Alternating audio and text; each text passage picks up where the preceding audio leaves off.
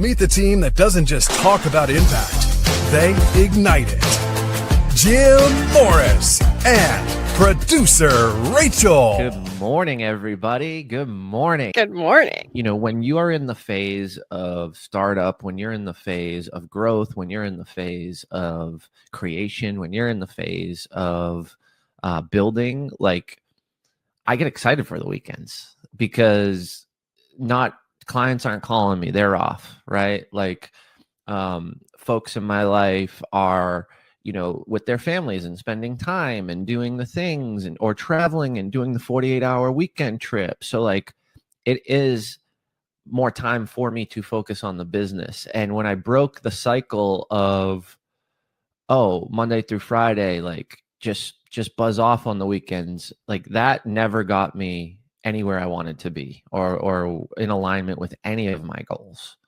So it's funny now as you grow through this and mature through it and you're running a business or you're building something or you're crafting an idea, or even if it's just content, like when are those times that give you the most energy and you can plug in and just keep moving through what you're trying to build or what you're trying to create, knowing that there's less distractions, knowing that there's less things that pop up during those time periods.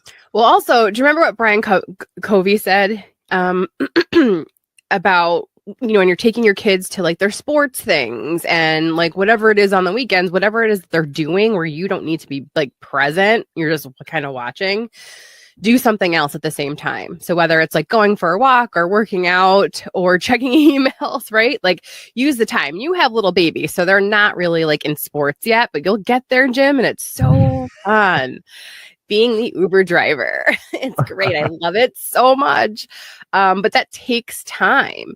And so when you're a business owner, you have to maximize the time that you do have and see where those little stretches are. For me, because I've got older kids that are like active and doing things, weekends are like, oh God, here we go. Because it's like I have to fit everything in somehow and be present as a parent, which I've been horrible at, which is such a drain because I feel guilty. I have such parent guilt. We were leading up to a huge launch. Things had to get done. Time is what it is. I can't extend it. I'm not magic. And then you also know when you save something for later, but you're exhausted, and then that later comes and you're like, I should have just done this earlier. Like do the things where you can. Don't save it for your tomorrow self. That's what I keep learning. My tomorrow self is going to be so pissed at me because I keep saving all these things for her to do. Today sometimes is the best time to do it. What a mic drop moment. Do it now. Do it today. Don't save it for tomorrow. I think you're 100% correct in that statement, Rachel. And for me specifically in my life, every time all right, so let me back up.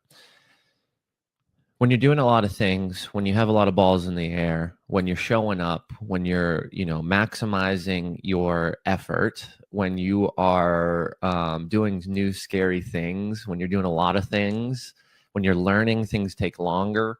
So in that moment when you are pushing through and you're doing all those things, it is I think for me a situation where I've got to recognize the energy that takes, and then I've got to build in some of those moments to recharge, some of those moments to spend with the kiddos. You know, similar to you, right? Like I could feel it yesterday. Ellie, my 2.5-year-old daughter, you know, she wanted daddy all day long because I saw her in the morning, I gave her a kiss in the afternoon, and that was really it.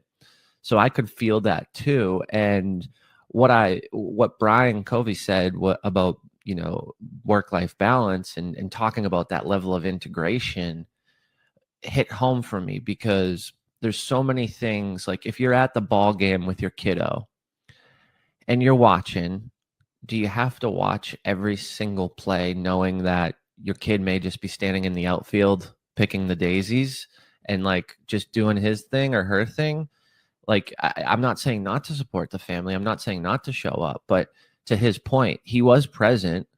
And instead of watching, you know, the game in its entirety and paying so much attention or conversing and chatting with the parents and doing the whole social thing, what hit me when he was saying that was, that's just entertainment.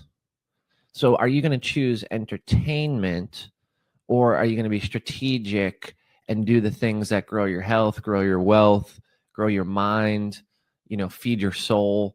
And that level of integration he was talking about was just it hit me so hard, because I'm like, there's so many things in life that we can make a decision on. And those things are either going to give me energy or drain my energy. And if I am with my child before an event, I'm still there during, and I'm there after, but I can also accomplish something that feeds me in that same time, then what I'm doing is I'm doubling my schedule of time during the day, right? And it may be that 30-minute practice or that hour practice, and you may only be able to, do something for work or mindset or learning or skill building for maybe 20 minutes, but that's 20 minutes added on to your day. Successful people, they have the same amount of time on the clock every single day as people who aren't successful. And I'm not talking about money. I'm not talking about business, whatever your definition of success is. But you have to realize that there is opportunity and things that need to be learned to maximize that time and to live a day and a half when most are living a half a day, right? We still have 24 hours. Producer Rachel has the same 24 hours. You listening, the Impact Effect members have the same 24 hours. So are you going to do the things with it that maximize the energy or mitigate the energy? And in some cases, steal all of the energy, right? Like I had a conversation yesterday with someone where it was an hour meeting and we ended in about 20 because it was just not jiving. Like there was no connection, and that's okay. That's okay. But I know that, do I entertain that person for another 40 minutes or do I end the call and give them back the time and myself the time? Because yes, I would love to meet with people. I love to chat with people, but if there is an alignment, then that drains my energy. So I need to remove myself from that situation when I identify if there's alignment or not. And out of respect for that person, I don't want to keep kicking that can down the road and not be present in the conversation, because it's really hard when I'm not aligned with someone, to just be present, because the indicators are telling me, ooh, no. The energy is pushing me literally back. I did muscle testing around energy with Chelsea Albert. She's amazing therapist, and it blew my mind. Like I would say something out loud and my body would lean forward or lean away and backwards, and I was like, wow, the body and mind is that's wild to me. I don't know, maybe it's not wild to others, but no, it's fascinating, and we need to do a session with her for everybody, because like muscle testing is amazing when you really can listen to your body. And I know people that aren't like in that aligned space right now are probably hearing this like, what are they even talking about? It is amazing when you can listen to what your body's telling you. There's these little cues that go along the way in your day. Your body will literally tell you exactly how you're feeling. You just have to listen. Most of us don't listen. That's the same thing with like the time audits, right? Like, when you're spinning your wheels, when like you're burning the candle at both ends, when you're not using your time correctly, but you're not making the shift.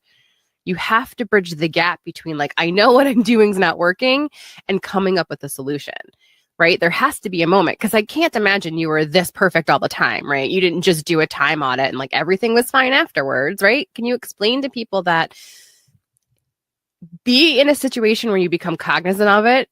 Once you're aware of it, though, you have to be ready to make that change. And it's not easy to do right away. What Jim is explaining on how he started to make these changes, it wasn't like in one day he snapped his fingers and all of a sudden he's using his time wisely. Can you explain to people how they can, number one, recognize that they are having an issue with time? And then number two, how did you sort of bridge the gap and decide, okay, this isn't working for me and I have to do something about it, instead of just staying in, this isn't working for me, but I'm just going to keep doing the same bad thing? And you know what I'm talking about. I know what you're talking about. And first and foremost, just to set the record straight with everybody, like I am not perfect, and I find flaws in my time and my schedule every single week, right? Because I'm a human, and sometimes I lead with heart, sometimes I lead with logic. And when I blend the two together, it allows me to be discerning. And sometimes I don't blend the two together, right? Sometimes I'm like, oh, this makes sense logically. Like, yeah, let me help you. And then it's like 2-hour conversation later, And now I have to, stay up 2 hours later tonight because I have responsible things that I need to do. I'm a man of my word. I said I'm going to do it. It's going to get done. So there isn't one of those like, oh, no big deal, just push it off to tomorrow, because it's got to get done. And when I allow someone to come into my life and I use logic to say, oh, that makes sense, let me help you, and then my heart comes in, it's like, oh, I want to help you, overflow. Well, then I got to bounce back. I got to bounce back to that logic to say, your brain's saying yes, your heart's saying yes, but think about the big picture. And that's the piece of logic that I was missing for a long time, because it's like, let's just do the thing. Let's just help the people. It'll always come back to me. I believe 99% of humans are good. But when you start to think about the opportunity for it, or the percentage, that 1% of it not coming back, or that 1% of it being something that isn't in alignment, or that 1% of it being with someone that, or your guts may be saying like, oh, they've done this before, I shouldn't really do this. Those situations had to happen a million times for Jim Morris to figure this thing out, because at the end of the day, I was getting frustrated. And my lesson to everybody today is listen to those frustrations.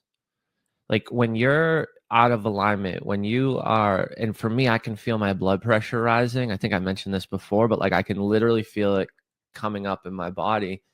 And that's my physical identifier. Or when my ADHD is so bad that it's like I'm aware how bad it is, I'm usually out of alignment. So, when everybody says, oh, alignment, woo woo, or this or that, and like it's not woo woo because you define it. So if you're saying it's woo woo, then you're saying yourself is woo woo. Like I'm woo woo because I create it. I create what that level of discernment is, and I create how I manage my time. So at the end of the day, I think ultimately listen to that emotion when it comes up, figure out what the identifier is of it. For me, it's that blood pressure rising. And then what are you going to do about it? Well, how are you going to reflect upon it? You can ignore it because it's easier to ignore it. It will go away, right? Or you'll change your mindset, but it always doesn't go away. And it always doesn't change on the time you want it to change. No, I land in the hospital generally. Yeah. And that's not even a joke. I get either severely ill or so sick I have to go to the emergency room. My body physically will create symptoms because I'm not listening to it. And people have to understand it'll start with a tap, right? Like God, the universe, whatever it is, your inner voice, whatever you call it, you'll feel a little tap of like, you might want to look at that a little bit. Like something's wrong here. And then it'll be like a little push. And then if you ignore it, you're straight up in the hospital or you're sick and you have to cancel everything, right? Your whole schedule's effed. So what Jim is basically saying is like, listen to those little indicators that your body is telling you. And I understand the feeling of I'm so busy, I can't even. But then imagine what it's like to then you get sick and all that busyness you have to cancel anyway, right? So do you want that end result or do you want to have to just take time to deal with it as it's happening and coming to you, right? And it's hard because like you work a lot, I work a lot. We say yes to everything, and that's an issue that like I had to start to learn to say no, right? Which is hard because I want to help you, but I also have to keep my health into consideration. I can't say yes to everything, and that was the hardest thing to come to that conclusion. So I understand that feeling like that as we're talking about it, your body might even be tensing up and it's like, well, what are they talking about? I don't have the time to even think about the time. You don't have the option not to, because it will catch up with you. If we talk about the digitized world we live in and the issues that arise that we're all falling into from a societal norm, right? Like instead of consuming, having that entertainment brain where it's just entertainment, how do we flip it? How do we leverage the time?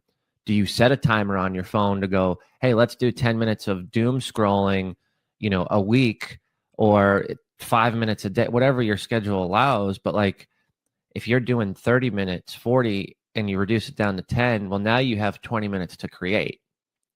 And that's that integration that we're talking about is like, you can find the time if you reflect on your time first. And that is the difference.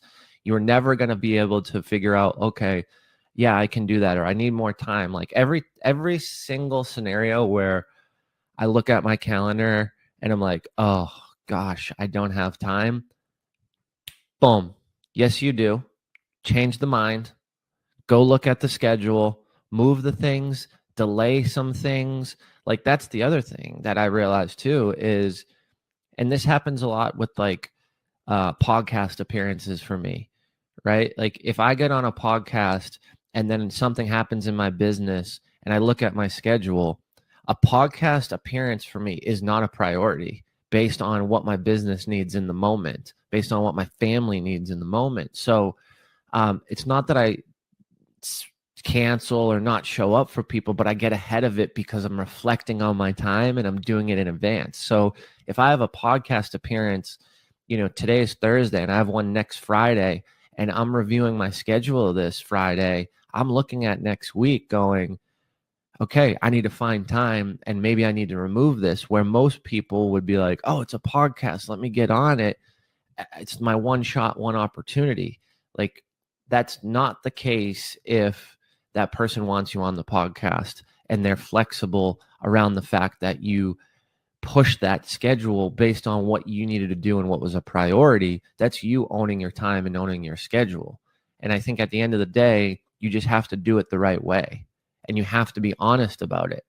Like that's not an email or a text. That's a phone call to say, hey, producer Rachel, I love the producer Rachel show. It's freaking awesome. Like you crush it. I'm actually super elated and excited to get on it next week, but I just wanted to call you and let you know some things happened in my business. This is what's going on, which caused me to push the schedule.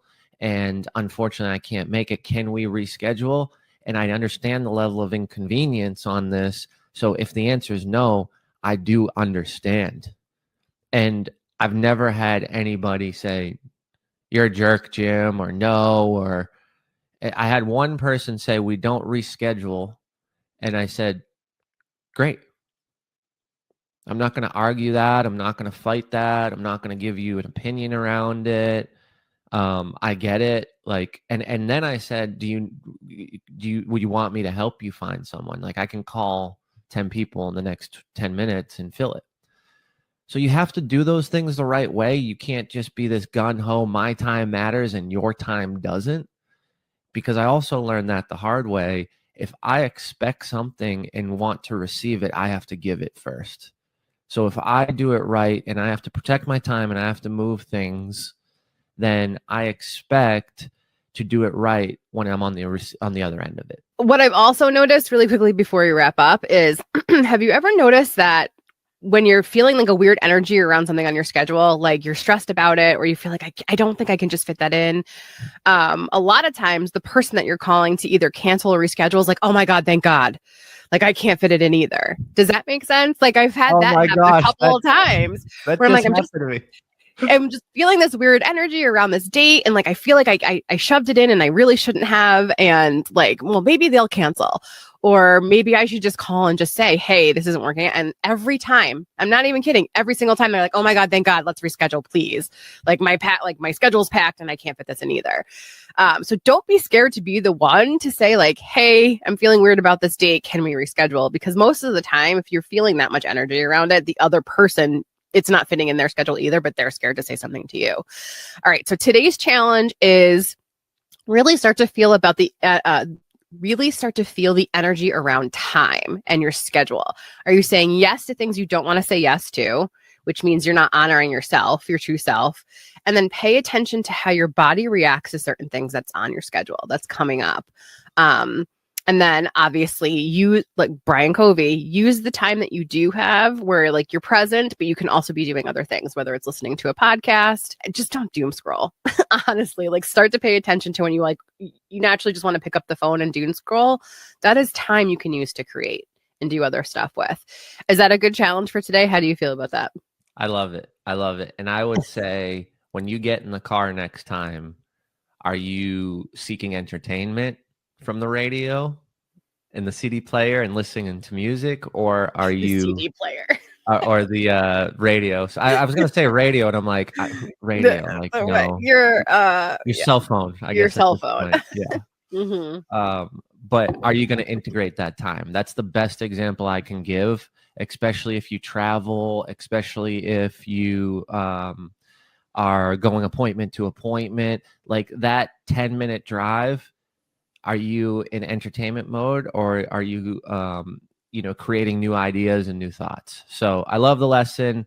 When you're in true alignment with yourself and with others, it's the best. And don't be scared to be the one, don't be scared to be the one to say it, right? Like you're just giving yourself the space and that other person the space. Nobody's saying like it's over forever, except for that one podcast that doesn't reschedule, whatever. It's going to be fine. You're going to be fine. All right. Have a great day, everybody.